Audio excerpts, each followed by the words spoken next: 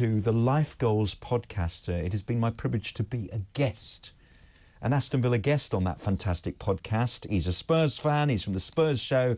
It's the one and only Theo Delaney. And in the red corner, it's Over an Arsenal podcaster, Richard Butler. Gentlemen, don't fight. A very good evening. Good evening. It is a good evening. It's a very good evening. Yeah, but absolutely. Should we start with the victors on this, Richard? Congratulations. I mean, at the end, it was a proper nail-biter, wasn't it? Because the first half, it was really, really going Arsenal's way, but Spurs fought their way back, as you always do, in a derby game where you just don't know what's going to happen next. Brilliant game.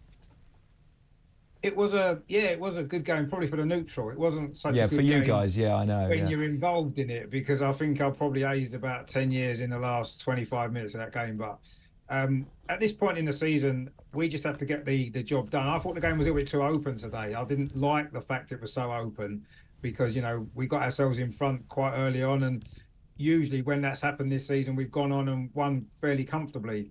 And I was hoping for a nice, easy afternoon, feet up, enjoying a nice victory. Of course, as you said, North London derbies don't always follow that script today. And at the end of it, we were just praying for the full-time whistle and hanging on and hoping for the best. And I mean, I thought, you know, credit to Tottenham, because at 3-0 down at half-time, you know, it must have been a very difficult situation for them to be in at home to their rivals. You know, it's not something I can even think of what that would feel like.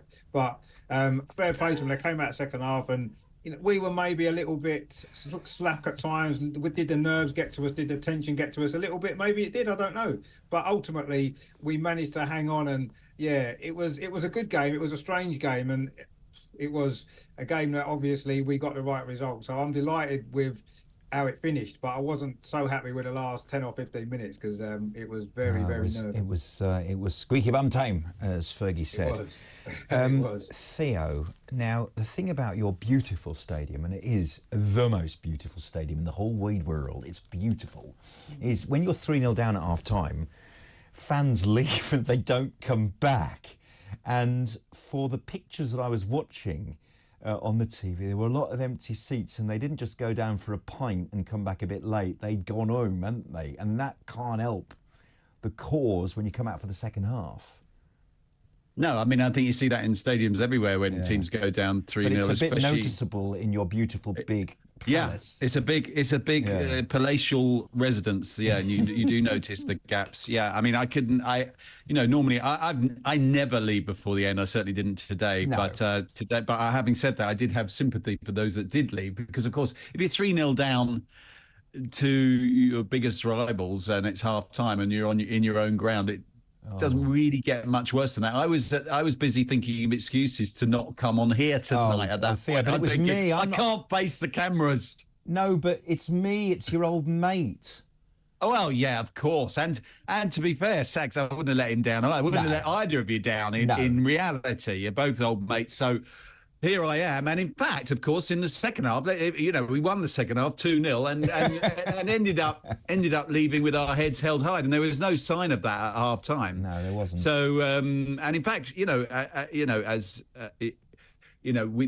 might even, if we played another 5 minutes, we actually felt like there should have been more time added on, actually, for one reason or another. But there's lots of shouldas and couldas. It was a strange game. It wasn't, I mean, the first half, you know, it really, if you actually look at the key moments, you got to say Arsenal were extremely fortunate to be 3-0 up at half time. And then you look at the end of the game, and actually both those goals we got in the second half had us a dose of good fortune about them as well. I mean, the first one was a complete giveaway from the goalkeeper, brilliantly finished though by a centre half, I must say. Yeah. And the second one was a penalty that we got via VAR. So it was a really odd game. I mean, it was a sort of game without the strange odd. There was only one straightforward goal in the whole game, and that was Arsenal's third, I would say. All the others were, for one reason or other, a bit flaky.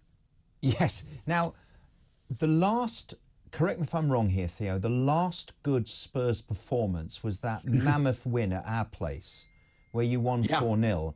Yeah. And then you go to Fulham and you get tonked, and we look at that game as Villa fans and think, God, yeah, you know, what happened to us? And then there's the Newcastle defeat, and Spurs are starting to ship goals.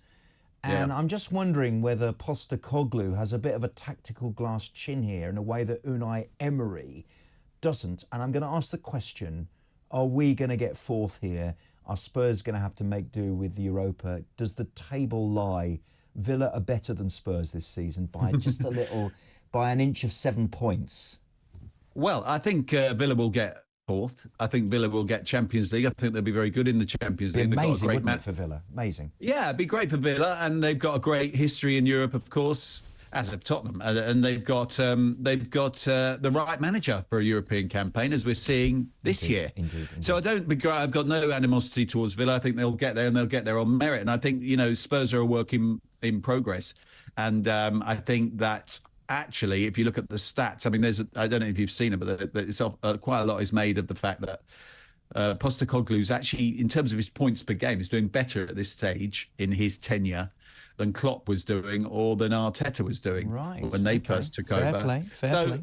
And I think at the beginning of the season, I don't think anyone thought that Spurs would necessarily finish much higher than 6th or 7th. So if we get 5th, which we probably will, that will be a very reasonable return, given the state we were in. Once Conte had gone last season, we were in a terrible state. But what happens when teams are in the early stages of a complete rebuild? He's got to install not just a whole new squad, effectively, but also a whole new philosophy and method.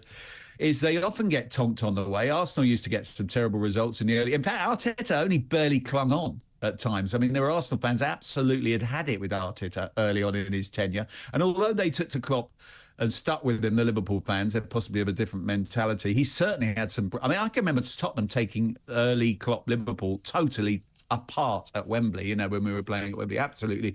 So actually, looking at the bigger picture, yeah, Spurs, I think Villa deserve fourth and will get fourth.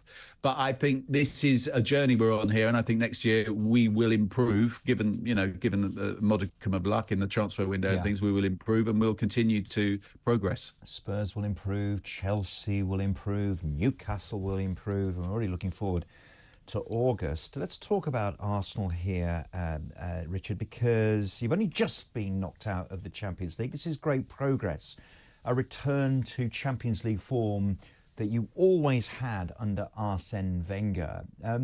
Things are definitely going in the right direction. And I've just got to ask you here, have Arsenal bottled that disappointment from last season of being eventually taken out by Man City at the end of the season? I know it's in their hands again now, but there seems to be more steel about Arsenal, and he's called Declan Rice, isn't he? That's been the key extra that Arsenal have had this year.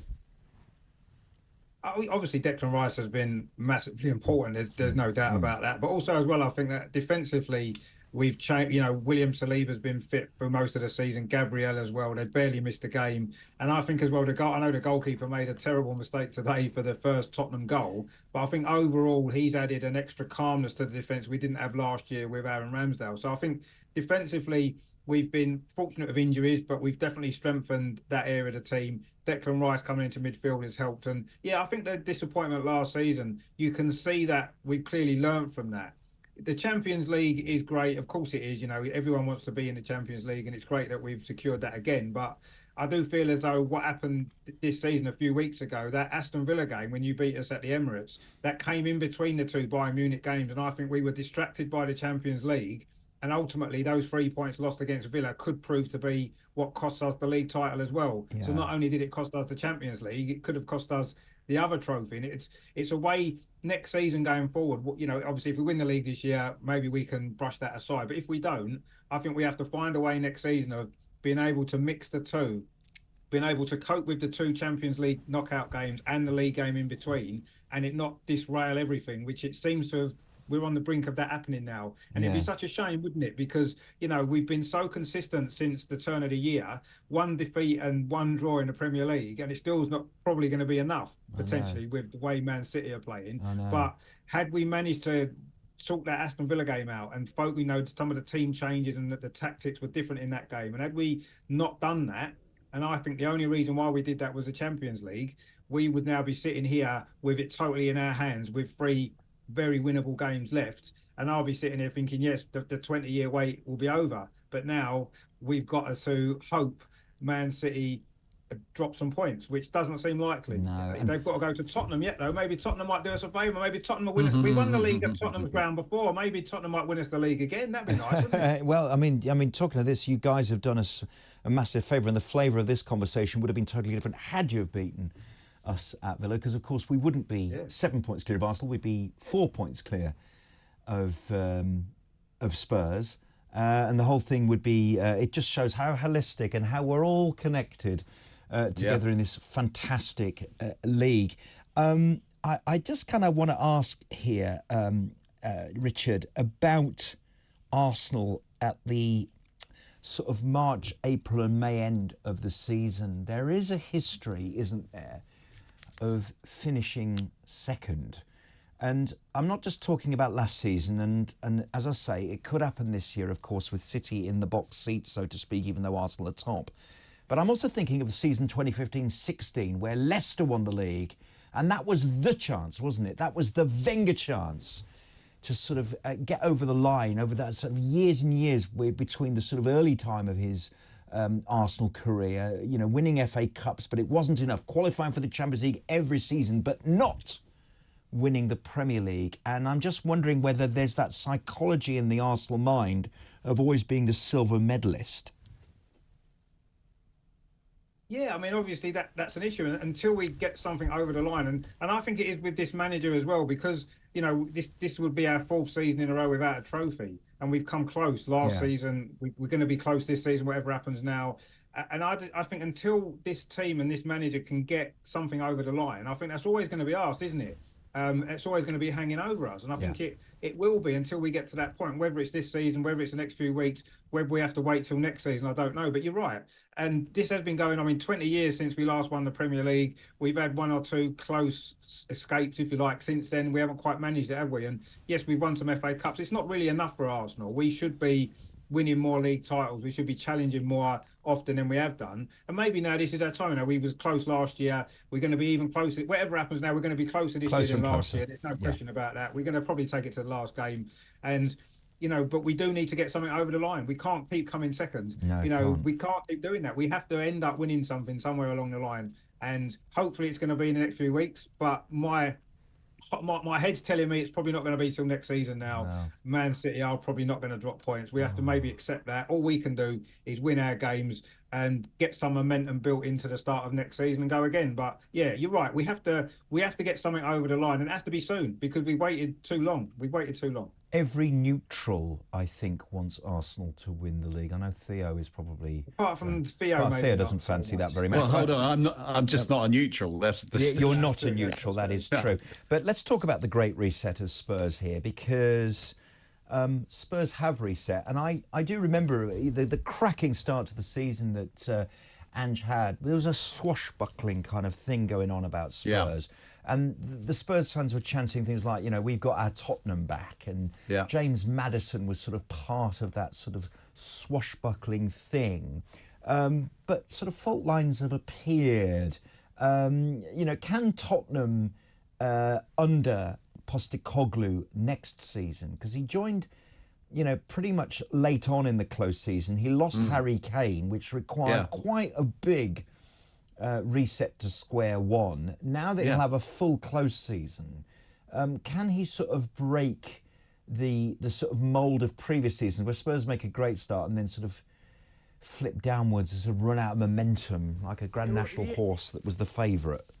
Yeah, well, that's what we got to hope. I mean, that's what, you know, we think he's very, very good. He's everywhere he's gone, he's won trophies, he's won titles. You know, he's an impressive guy. The football's good. As I say, we're overachieving, really, given where we started from. I mean, he lost Harry Kane the day before the season started. He lost the best goal-scoring centre-forward in the world the day before the season started. And he still managed to get us, you know, we've still had a very, very good season. We scored more goals this season than we did last season, even without Harry Kane. So there's plenty to be optimistic about. Well, I mean, who knows? Who knows if he's the man? I mean, every football club is a series of managers waiting for the man. You know, Arsenal got lucky a long time ago because they had George Graham, and then very quickly after that, they got Arsene Wenger. So they were, now they're hoping that Arteta is. And the I man. would say that Unai Emery was a rather good choice. Well, he was as great, but they as didn't. well. Yeah, but that's a great example of big clubs that have had success. They don't give contenders very long. No. I mean, look at Manchester United post Busby and then post Ferguson. Yeah. It's just a conveyor belt of unsuccessful contestants. It's like a game show. And with Spurs, it's the same. Since Bill Nicholson, that's not quite true. Pochettino was great. Pochettino was a very, very good manager. To the Champions League final, of course. But since Pochettino, we've already had. This is our fourth full-time appointment since Pochettino. And so we're hoping, and the signs are that he could be the one. But, you never know, do you? I mean, next season will be very telling. It's the hope that kills you. And let's talk about Unai Emery, because he had a huge reputation coming into the Arsenal job. Was his design fault the fact that he'd followed Arsene Wenger? How do you follow that? A little bit like Moyes at Manchester United. Both these guys have proved, haven't they, since they've left Manchester United and Arsenal respectively, that they are quality managers who with time might have done better. Unai at Arsenal and David at Manchester United. Yeah. Richard. I think so. Yeah. I mean, Unai Emery wasn't really given the same opportunity that Arteta was given. I mean, Mikel Arteta, as mentioned before, didn't have a great start, did he? We were struggling in the first year and a half under Mikel Arteta, but he was given time, he was given investment in the players he really wanted. Whereas Unai Emery had to come in after Wenger. It was always going to be difficult, wasn't it? Replacing such a legend at the club who'd won so many great things and created so many great teams. And I kind of feel a bit sorry now for Unai Emery. At the time, it wasn't working and he needed to go. I think that was obvious at that time. But now, looking back on it, maybe if we'd given him the time and the investment we have with Mikel Arteta, who knows where we'd be now? Because we'd be 2 years further into that process because he came in 2 years before Mikel Arteta did. So that'll always be there. But unless, obviously, once we go on and have success now under Mikel Arteta, that won't matter. But if we don't, and if we never quite make it under Mikel Arteta, there'll always be that what if we've given him that same amount of time and patience that we've done with Mikel Arteta, because we've shown that it can pay off. Because Mikel Arteta could easily have been sacked in 2021. Easily could have been. And I was quite surprised at the time he wasn't. And had he been, where would we be now? We don't know. But this is what football is, though, isn't it? And it's right. You do get one manager after another quite often. But maybe Arsenal have changed that a little bit. Maybe clubs now are going to be prepared to give managers a bit longer because Arsenal had faith in Mikel Arteta and it's on the brink of paying off. And if we win the league this year, I can see maybe more clubs looking at Arsenal and thinking maybe that's a better way than maybe what Chelsea did all those years, kept changing manager every year, every 2 years. Maybe other clubs might look at it and think, you know what, maybe Tottenham think the same. Give Ange 4 or 5 years. Really invest in him. Give him the money to buy the players he needs. Give him the time. And who knows? It might be a new way of clubs looking forward instead of just looking to change managers at the first opportunity. It is. It's so beautifully put, Richard, because we're going to spend the middle hour of the show talking about managerial changes and announcements and doing laps of honour and how destructive it can be, about changing the football club because you've sacked the manager. So a quick one word answer from both of you. Will we see at the end of next season the managers that you have in situ at your club? First of all, Theo. I think so. Yeah, I think Angie's here for the long term, barring unforeseen disasters. And Richard? Well, obviously, Mikel Arteta's not going anywhere soon, is he? I don't think there's any doubt about that. Whether we come first or second this season, he'll be here next season and probably beyond that as well. I'm really pleased to hear. I'm also an advocate of not chopping and changing, but then again, with that philosophy, Dean Smith would still be our manager at Aston Villa because I'm a sentimental old sop, I really am.